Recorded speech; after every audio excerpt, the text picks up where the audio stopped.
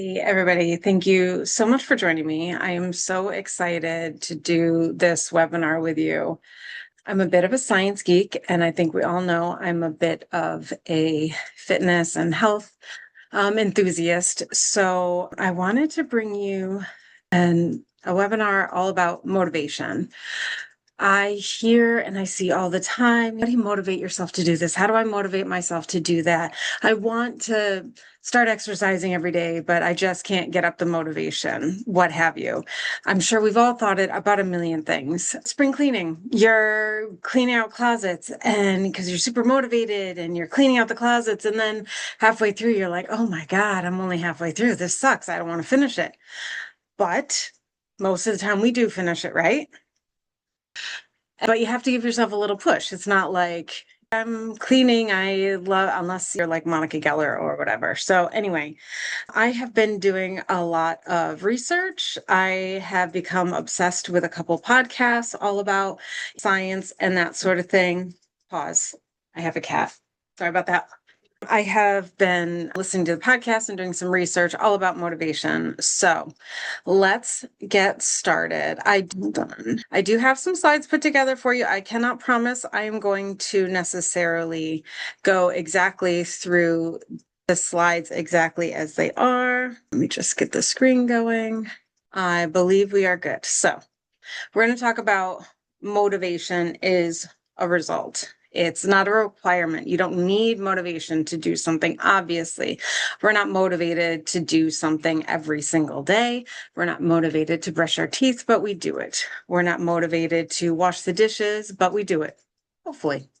So let me just back up a little bit and let me tell you a little bit about myself. My name is Sarah. I am a doctor of physical therapy licensed to practice in the state of Massachusetts. I am 43. I'm married for almost 19 years. I have two wonderful children, well, teenagers. I am a personal trainer, obviously. Sorry, my cat just jumped up onto the desk and made it shake. So I am a personal trainer also. I work primarily with women ages 40 plus, helping them lose body fat, gain muscle, increase their confidence, all of that good stuff. If you caught my last webinar, I'm so sorry. She keeps rubbing up against my computer and shaking it. I really tout the importance of strength training, especially as we age and how important that is.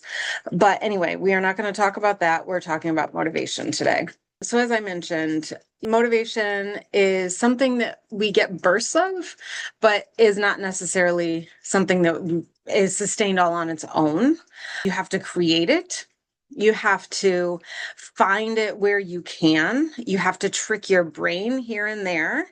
And so let's dive deep into this. So we already talked a little bit. I'm just not motivated. We've all thought it at different times. I know I should do this. I know I should eat better. I know I should exercise more. I know I should go for a walk. We've heard it. We all know and have thought it.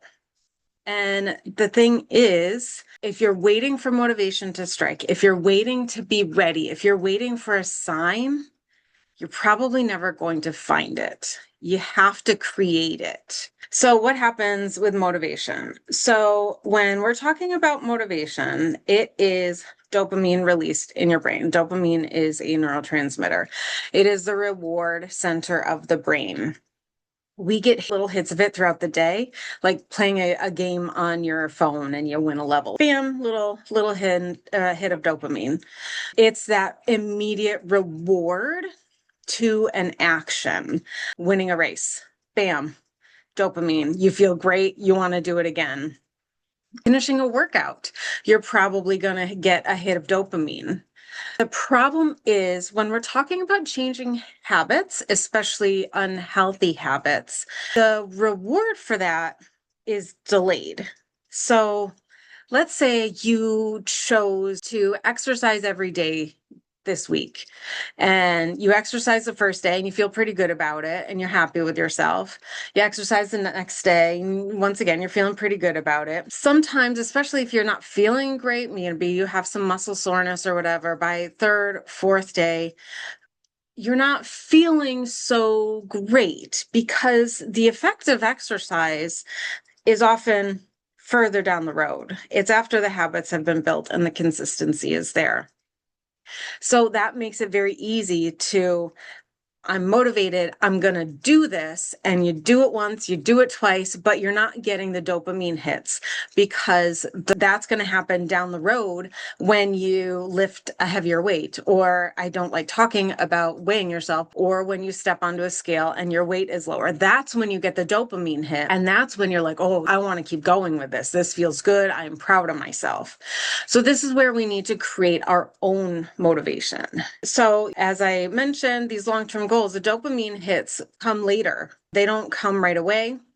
And there are so many reasons why this can be blocked. We're under a lot of stress, if we're exhausted, if you're someone who is a perfectionist and you don't feel like you did everything right, even if you're working towards that goal and you're doing the things you wanted to do, it's going to block the dopamine release. It's going to block that reward. And so you wind up losing the momentum that you were hoping for or that you had at the beginning.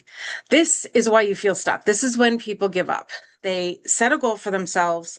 They do it once, they do it twice, and the excitement wears off. Because that's really what it is, right? The excitement wears off. The dopamine is not hitting us. And you are just like, I don't know if I want to keep doing this. Because what you're doing is probably something you haven't done before. So it's something you're not used to. It's maybe harder than what you're used to doing. And so you're missing that immediate reward. And it's so much easier to pick up your phone and play a game and get a hit of dopamine, or grab a cupcake and eat that and get a hit of dopamine, because a lot of times eating that unhealthy food can give us the hit of dopamine pretty quick. And that's part of the reason why sugar and unhealthy foods can be addicting. So how do we fix it? I know you're all asking, Sarah, so this is why I don't want to do it, but how do I do it? How do I change? One, you got to shrink the goal. Starting a goal of, I want to lose 45 pounds is an awesome long-term goal, but you can't lose 45 pounds without losing 1 pound. And you can't lose 1 pound without making a healthy choice. So you have to shrink the goal. You have to be able to build short-term wins into that goal. So what if instead of I want to lose 45 pounds, we break that down and we say, I want to drink 2 extra glasses of water a day. Very doable, right? And if that's your goal, and I recommend you write your goals down.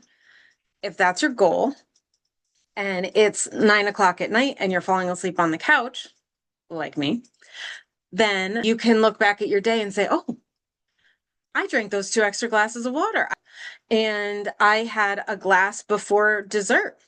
Awesome. I achieved my goal, and bam, dopamine. So those short-term goals that you can reward yourself with every day or with that action is a huge way to continue the motivation. And this is how you continue doing these new habits even after the motivation wears off. And then the other key is these actions that you are doing to work towards your long-term goals, they need to make you feel good.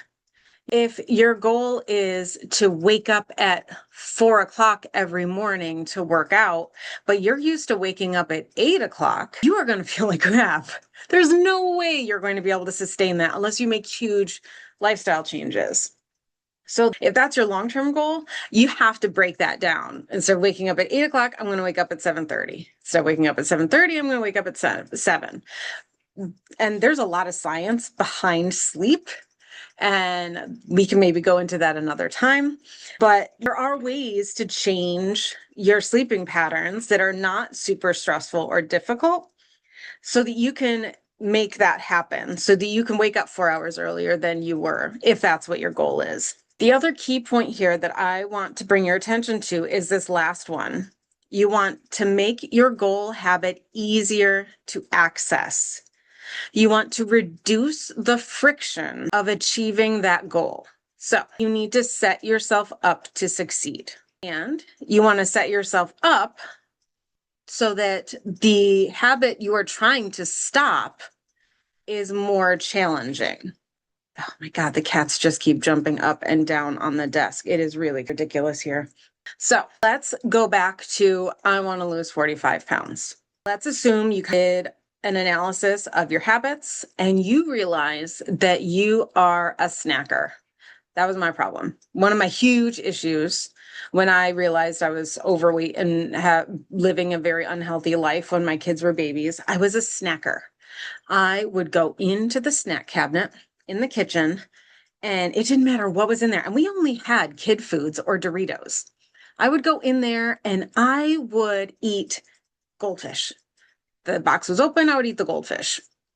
Every once in a while, we would treat the kids with a little 2-pack of Oreos. I would go in and I would eat an Oreo. It was awful. And I knew exactly, as soon as I realized, oh my gosh, look at how much I weigh. This is awful. I feel terrible. That was the first thing I changed. Got rid of the snacking. So we need to either hide or get rid of the things you're trying to stop eating. Getting rid of might seem extreme, especially if you're the only person in your household that is trying to make this change. And I will talk about, well, no, we can talk about it now. So rather than getting rid of, you just hide them.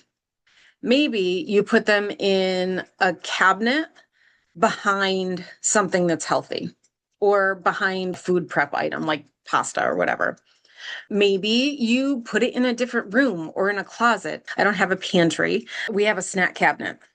I broke my snacking habit, so it's not something I go in there, but it keeps everything out of sight. And when things are out of sight, you're less likely to think about them and you're less likely to get less likely to think about them, less likely to get attracted to it, less likely to need to use your willpower to resist. Let's say your habit that you're trying to break is you have a bit of a shopping addiction and you love online shopping. So 2 strategies here to add the friction. One, log out of or just delete the shopping app from your phone, or make sure you don't have your credit card information stored in the app or your phone. Because let me tell you how many times I have wanted to order something and it's somewhere I hadn't been before and I hadn't set up my Google Wallet yet on my phone. And I'm getting ready to check out and it's like credit card information. That means I have to put my phone down. I need to get up. I need to walk over into my bedroom where my purse is. I need to find my credit card. And I don't even remember the last time I used my credit card. It's a whole thing. So when you add those steps to have to purchase whatever you wanted to purchase, it is a huge block to be like, never mind. I don't really need it that bad. I don't need to do all those things. And the last thing I have mentioned here is close the kitchen. We literally have a door. We have a bifold door on our kitchen. Our house is weird. We bought it when we moved here and we are slowly changing it the way we want it, but it's weird. We literally have a bifold door. So we can literally close our kitchen. In our old house, the house that we were living in when I made these healthy changes for myself, we didn't have heat in our kitchen. Literally no heat. It was freezing and we had a tile floor. So one, nobody ever wanted to go in the kitchen when it was cold, especially not in the evening because we didn't have any sun in there.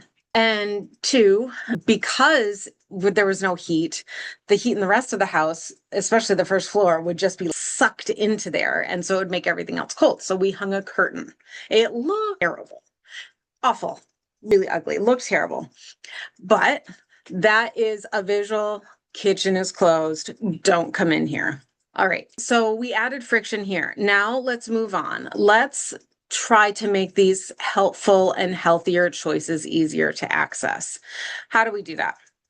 If you're a snacker and it's going to take a while for you to break the snacking habit, how about rather than having cookies and chips and crackers easily accessible, what if we added some chopped carrots, celery, whatever, right at eye level? Right in the front of the refrigerator. You open the refrigerator because everybody goes to the refrigerator when they're hungry, which is weird because we don't have snack food other than fruits and veggies in our refrigerator. But All of us do it. So you keep those veggies, those healthy snacks right there at eye level. So you can just open, grab, munch, and be on your way. Easy peasy. You don't even get a chance to think about trying to figure out where the snacks are now. If your goal is to work out every day, lay out your workout clothes before bed. Prep yourself. Put your water bottle on your desk when you're working to remember to drink more water. Save your healthy recipes in your phone, in a folder, in your notes app, wherever. Make it super easy to access because we've all been like, oh, what are we going to have for dinner? One of my least favorite things in the world is trying to figure out what to make for dinner. So if you have those go-to recipes, hopefully they're relatively easy, but they're right there. You don't have to think about it. You can just be like, oh, you know what? We haven't made Tuscan soup for a while. That's pretty easy. Let's do that. Meal prepping, meal planning really helps when you're trying to eat more healthy, that sort of thing. So I really want you to think about this right now. What is one habit you're trying to start or stop? Really think about it. Take a minute, have a pen and paper, and think, am I trying to incorporate more healthy habits into my day? Am I trying to walk more? Am I trying to drink more water? Am I trying to eat more healthy? Am I trying to stop my shopping addiction? Whatever, doesn't matter. What is one healthy habit that you are trying to start or stop? I want you to think about it. I want you to think about how can I add friction to stop the bad habit? How can I reduce friction to make it easier to do the new habit? There are studies on this, by the way. Lots of studies showing that you don't need to completely restrict access to unhealthy things for people to make the healthier choice. You just need to make it more challenging to get to the unhealthy stuff, and you need to make it easier to get to the healthier stuff. That's one of the problems with fast food versus healthy food. Fast food, at least it used to be, it's not anymore, it's cheaper. It was way cheaper to go to McDonald's, grab a couple of kids' meals, and what is it, a Big Mac, and be on your way. Quicker, cheaper than going to a sit-down restaurant. Definitely quicker than cooking a meal. It's not cheaper anymore, that's for sure. But if you planning ahead is really important here, and you figure out what you're going to have for your meals that day, that week, then it'll be much less tempting to go to the drive-through, to go to the convenience store and grab a hot dog or whatever. So you have to set yourself up for success. So let's talk a little bit more about, Sarah, I hear what you're saying, but I can't do that. I am exhausted. I'm busy. I can't work out for a half an hour every day. I don't have time to meal prep. And this can often be how burnout presents itself. You have so many responsibilities. We all do. You're possibly a parent, you're a spouse, you're working, you're taking care of kids and or grandkids. You've got a house to take care of. You've got bills to pay. You've got barely any downtime. There's so much that we're all dealing with on an everyday basis. And one thing that I think suffer from to a certain extent is being stuck in this perfectionist cycle, this all or nothing. I caved. I had a Reese's peanut butter cup. Well, there goes the whole goddamn day. I'll start fresh tomorrow. That doesn't help anybody. I don't have time to go to the gym. I don't have time to even do a 30-minute workout. So I'm just not going to do a workout. Oh, and this last point, the family time stuff. Oh, man. That was a big one for me. My kids were young. They were 5 and 2-ish when I decided to make the change. And I was already dealing with a lot of guilt because I was a working mother. My job at the time was very demanding. 40 hours in the office plus travel time. So we're talking, that's an extra 5 hours. So 45 hours away from the home. So kids are in daycare and I'm feeling terrible about it. They're in daycare for at least 9 hours a day. When we're all home, we just want to chillax and relax together and bond over a movie or whatever. So I can't even tell you. I already felt, like I said, such guilt. And beyond that, I was taking a lot of work home. It was the nature of my job at the time. It is something I would absolutely not do now. I'm a lot more confident in myself and standing up for myself now, especially when it comes to my families. But at the time, my job. So I had to do what I needed to do to keep my job and do the best job I could, which meant so much guilt over the thought of losing family time. So what do? We have to make small shifts. You have to remember that something small added up over time adds up to something big. You can't start walking a mile without walking a step, right?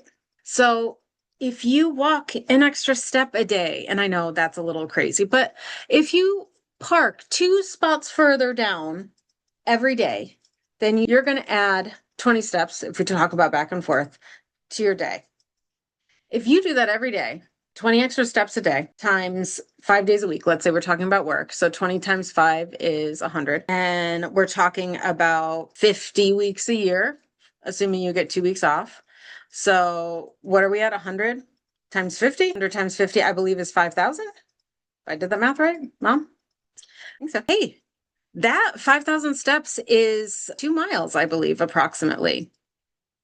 Well, that's pretty good. That's nothing to be upset about. Great way to start. And then you need to celebrate the wins. I drank an extra glass of water every day this week.